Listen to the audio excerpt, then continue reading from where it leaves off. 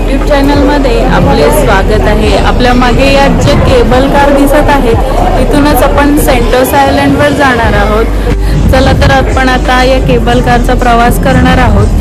त्या बघा आपण केबल कार पाहू शकता तुम्ही। या केबल कारने आपला वन वे प्रवास आहे। नंतर आपल्याला पार्किंग लॉट मध्ये खाली जायचं आहे।